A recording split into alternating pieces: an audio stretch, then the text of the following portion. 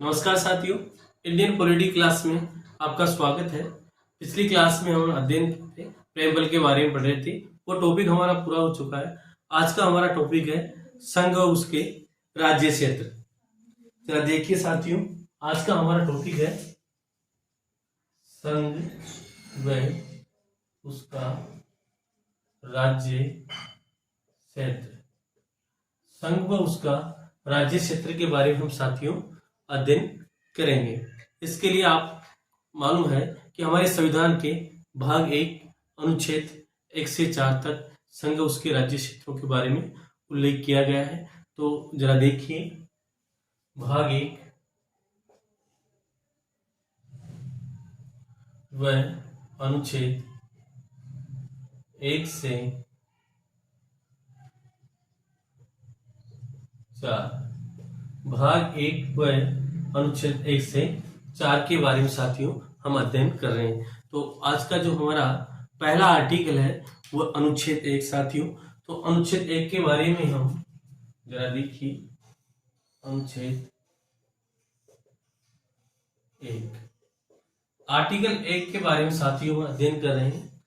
अनुच्छेद 1 भारत जो कि इंडिया है के राज्यों का संघ होगा। आर्टिकल 1 ये कहता है, अनुच्छेद 1 भारत जो कि इंडिया, अनुच्छेद 1 ये कहता है साथियों, भारत जो कि इंडिया राज्यों का संघ होगा। भारत जो कि इंडिया राज्यों का संघ होगा। आर्टिकल 1 साथियों, आर्टिकल 1 इस बात को उल्लेख करता है कि भारत का नामकरण जो किस आधार पर किया गया है, भारत के नामकरण में किस शब्द का प्रयोग किया गया है साथियों, आर्टिकल 1 इसका उल्लेख करता है। अनुच्छेद 1 में भारत का नामकरण है। इसके अनुसार, अनुच्छेद 1 के अनुसार भारत के लिए भारत और इंडिया शब्द का प्रयोग किया गया है साथियों। जरा देखिए, अनुच्छेद 1 के अनुसार, अनुच्छेद 1 के अनुसार नामकरण किया गया है और नामकरण में भारत व इंडिया दोनों शब्दों का प्रयोग किया गया है साथियों। भारत के लिए भारत व इंडिया दोनों शब्दों का प्रयोग किया गया है। आर्टिकल 1 के अनुसार भारत के नामकरण यानी नामकरण की बात की गई है और उसके नामकरण के लिए भारत व इंडिया दोनों शब्दों का साथियों प्रयोग किया गया है। आपको जानकारी होनी चाहिए साथियों, हमारे संविधान में हमारे देश के लिए भारत व इंडिया दो ही शब्दों का प्रयोग किया गया है। जबकि आपको मालूम होना चाहिए, जैसे हिंदुस्तान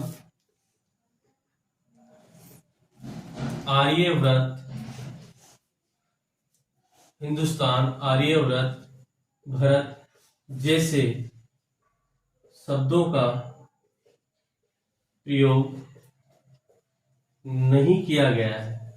जैसे शब्दों का प्रयोग साथियों नहीं किया गया है। सिर्फ भारत के लिए आर्टिकल 1 भारत राज्यों के संघ होंगे और उसके लिए भारत व इंडिया शब्द का ही प्रयोग किया गया है। Union of the state of the states, union of the state यानी राज्यों के संघ का ही प्रयोग किया गया है। फेडरलिज्म शब्द का, फेडरेशन का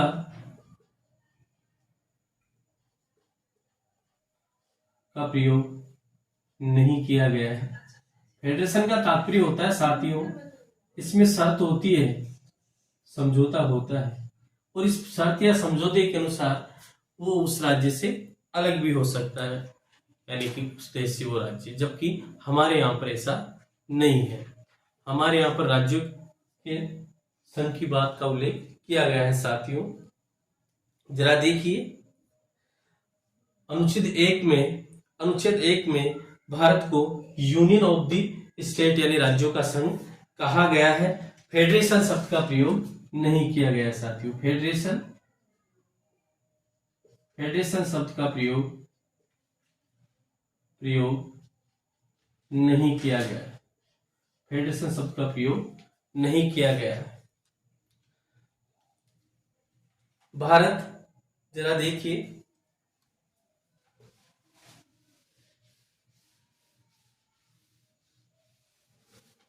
साथियों, भारत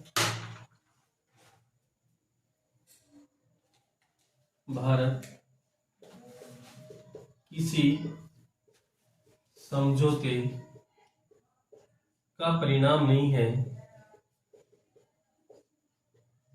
है, इसलिए कोई भी इकाई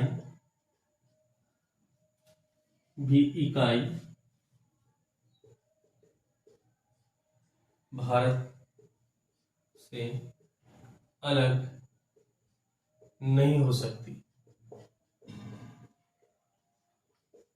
साथियों, भारत किसी समझौते का कोई परिणाम नहीं है, इसलिए कोई भी इकाई चाह कर भी भारत से अलग नहीं हो सकती।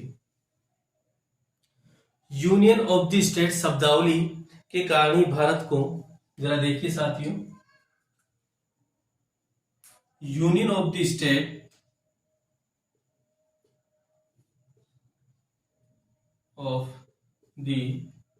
स्टेट्स शब्दावली के कारण ही भारत को विनाशी राज्यों का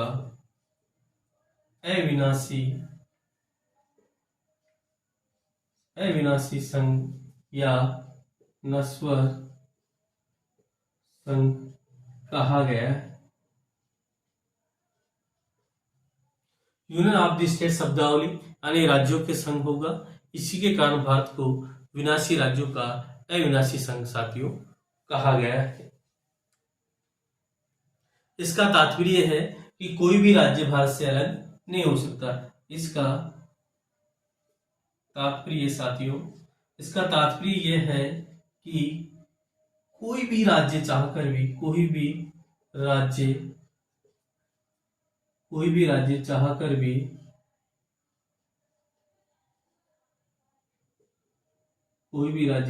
भी भारत से अलग नहीं हो सकता।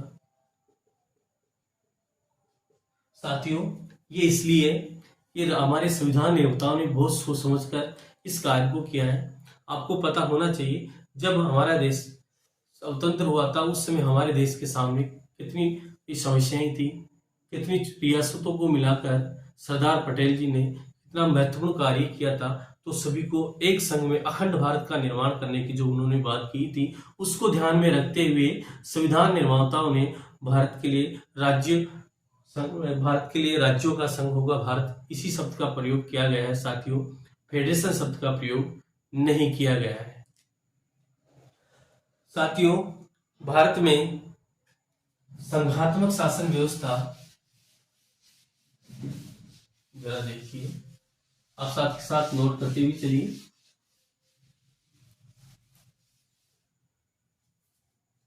भारत में संघात्मक शासन व्यवस्था है, लेकिन संविधान के किसी भी अनुच्छेद में, जरा देखिए साथियों, भारत में संघात्मक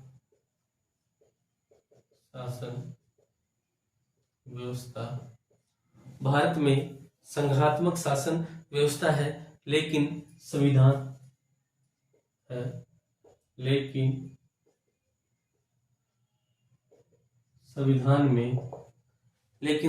में किसी भी अनुच्छेद में इस प्रकार की शब्दावली का, किसी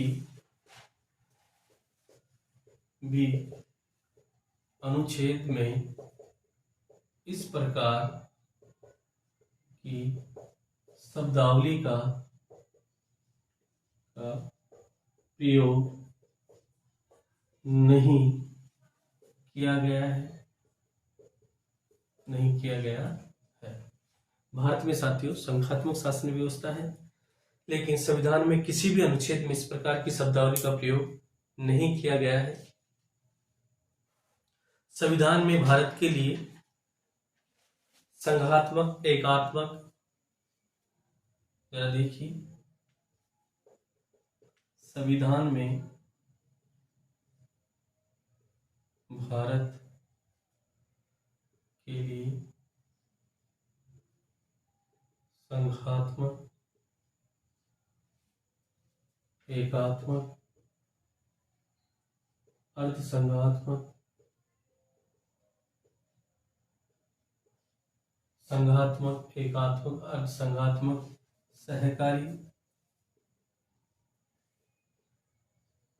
सहकारी संघ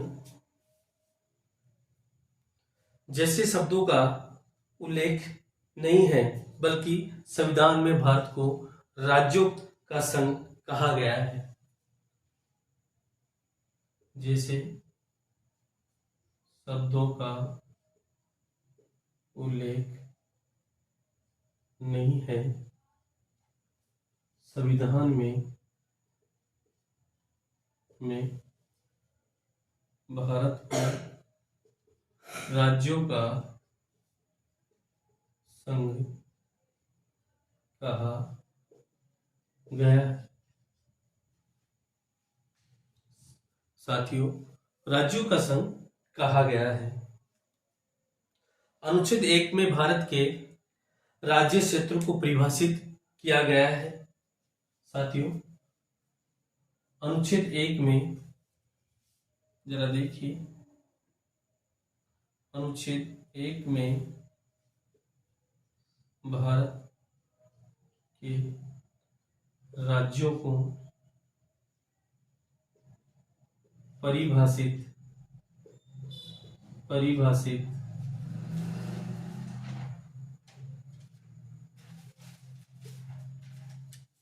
किया गया है राज्यों को परिभाषित, जरा देखिए,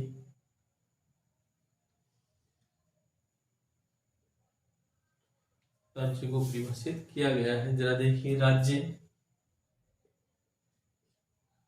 संघ राज्य क्षेत्र और अर्जित प्रदेश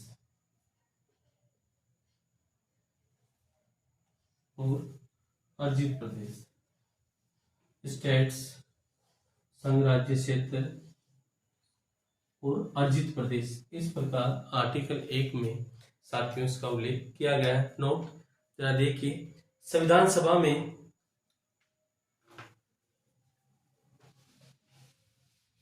देखिए साथियों, संविधान सभा में हरि विष्णु कामत ने, संविधान सभा के जो सदस्य थे साथियों हरि विष्णु कामत, उन्होंने क्या किया, जरा देखिए,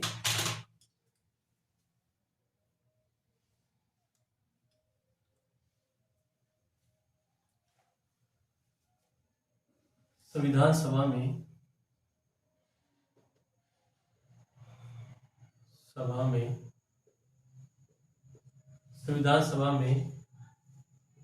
हरि विष्णु कामत ने, संविधान सभा में हरि विष्णु कामत ने राज्यों के लिए जो स्टेट्स शब्द है उसकी जगह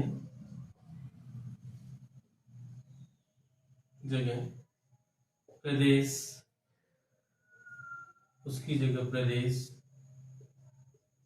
शब्द का प्रस्ताव रखा। संविधान सभा में साथियों जो संविधान सभा के सदस्य थे हरि विष्णु कामत ने, उसने राज्य यानी स्टेट शब्द की जगह प्रदेश शब्द को उल्लेखित किया, यानी प्रदेश शब्द को रखने का प्रस्ताव किया। साथियों जरा देखिए, अनुच्छेद 1 के अनुसार राज्यों तथा संघ राज्य क्षेत्र देश की जो अनुसूची है उसके बारे में कहा गया है। तो अब कौन कौन से राज्य होंगे, यानी कुल 28 राज्य, 8 केंद्र शासित यूटी है। इन सब का उल्लेख अगर आपको देखना है कि वो कौन कौन से राज्य हैं, तो इसके लिए भाग 1 के अंदर अनुच्छेद 1 में इसके लिए अगर आपको देखना है उन राज्यों का नाम, तो उसके लिए आपको अनुसूची एक का सहारा लेना पड़ेगा। अनुसूची एक देखनी पड़ेगी साथियों। इसके लिए अनुच्छेद एक के अनुसार राज्य तथा संघ शासित प्रदेशों की अगर सूची देखनी है आपको, आर्टिकल एक के अनुसार साथियों, अनुच्छेद एक के अनुसार अगर आपको उन राज्यों की सूची देखनी है कि कौन कौन से राज्य हैं, तो उस राज्यों की सूची देखने के लिए साथियों 28 राज्य और 8 जो केंद्र शासित प्रदेश है उसको देखने के लिए आपको अनुसूची अनुसूची एक का सहारा लेना पड़ेगा साथियों। अनुसूची एक देखना पड़ेगा आपको, उसमें इन 28 राज्यों का और 8 केंद्र शासित प्रदेशों का साथियों उल्लेख किया गया है। एक नोट और देखिए जरा, नोट देखिए, 18 सितंबर 1949 को संविधान सभा द्वारा अनुच्छेद एक में उल्लेखित भारत अर्थात इंडिया जैसी शब्दावली को स्वीकार किया गया था। अनुच्छेद एक में 18 सितंबर, जरा देखिए साथियों, 18 सितंबर 1949 को संविधान सभा में भारत अर्थात इंडिया ऐसी शब्दावली को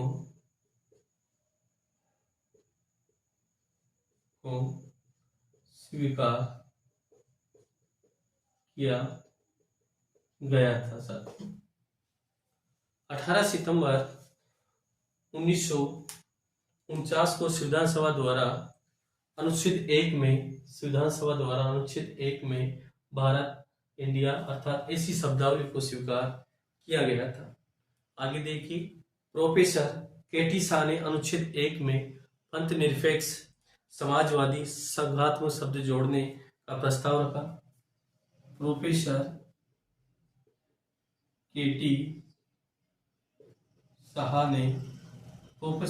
शाह ने पंथ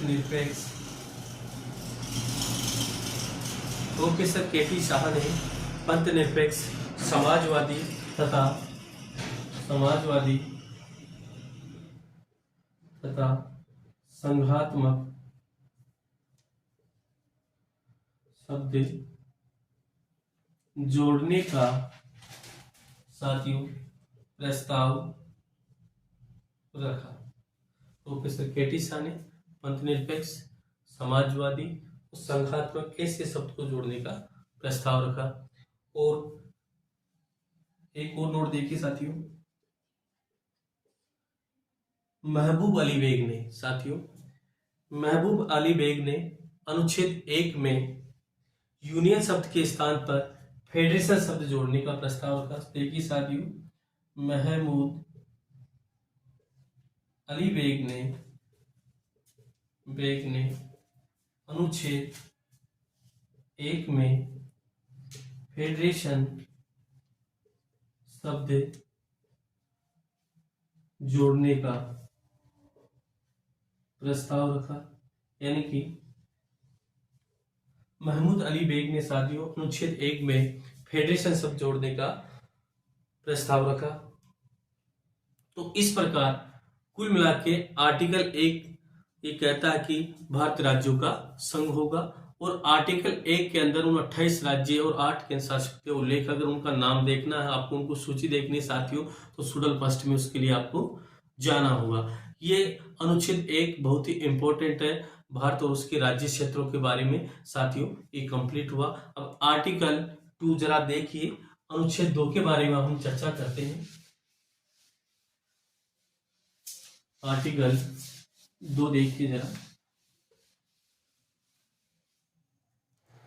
अनुच्छेद 2 साथियों,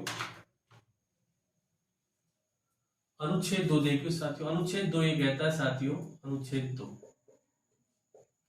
कहता है कि भारत देश में बाहरी क्षेत्र को शामिल करना। आर्टिकल 2 हमारा ये कहता है भारत के राज्य क्षेत्र में किसी बाहरी प्रदेश को शामिल करने की प्रक्रिया का उल्लेख कहता है साथियों। भारत प्रदेश में बाहरी क्षेत्र को शामिल करने की प्रक्रिया का उल्लेख आर्टिकल 2 में है साथियों। अनुच्छेद 2 भारत के राज्य क्षेत्र में किसी बाहरी प्रदेश को शामिल करने की प्रक्रिया का उल्लेख है साथियों। अनुच्छेद 2 के तहत साथियों संसद विधि बनाकर किसी बाहरी प्रदेश को भारत के राज्य क्षेत्र में शामिल कर सकती है। जरा देखिए साथियों, संसद है हमारी, संसद विधि बनाकर